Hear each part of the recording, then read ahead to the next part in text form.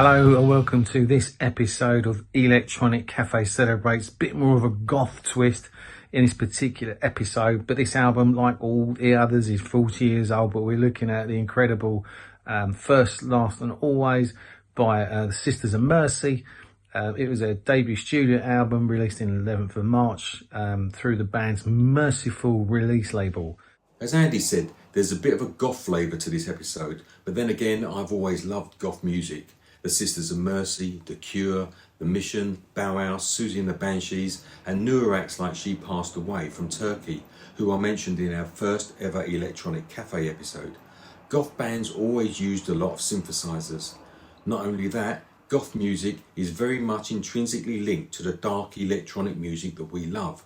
Look at Joy Division and Soft Cell, and let's not forget the Sisters of Mercy supported Depeche Mode on the massive outdoor Crystal Palace show on the Devotional tour in 1993. Look, prior to this album, there were recording sessions for the debut album. The band started off by releasing multiple singles and extended plays from sort of 1980 to 1984. But in 83, the guitarist at that time, Ben Gunn, departed the band, but was subsequently replaced by Dead or Alive member Wayne Hussey. For me, this created the most iconic lineup in terms of Hussey, frontman Andrew Eldritch, guitarist Gary Marx and bassist Craig Adams. The album was produced by Dave Allen, who also produced The Cure, Psychedelic Furs, The Associates, The Chameleons, The Mission, Wire and of course Depeche Mode, to name just a few. And the album was recorded in two iconic studios, Strawberry Studios in Stockport, where Unknown Pleasures was recorded, and Martin Rushton's Genetic Studios in Reading, where Dare was recorded. Finally did this album. I mean, it was delayed a lot due to Eldritch's drug use and extended time spent on writing lyrics.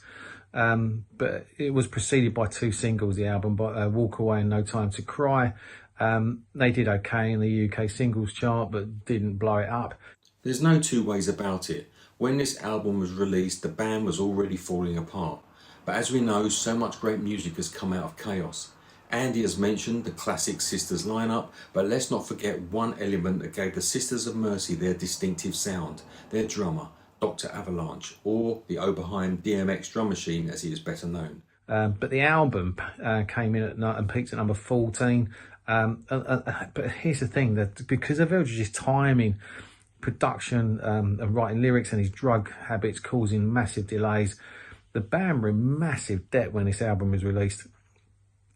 But the costs were luckily recouped in 1988 and the album was certified gold by the British phonographic industry in 89, selling 100,000 copies in the UK. It was also certified gold for selling over 250,000 copies in Germany. Sadly, after the success of this album, although Eldritch and Hussey began writing new material soon after the album's release, they kind of dissolved later in 85 when Hussey, Marx and Adams departed the band due to the heightened tensions between them and Eldritch.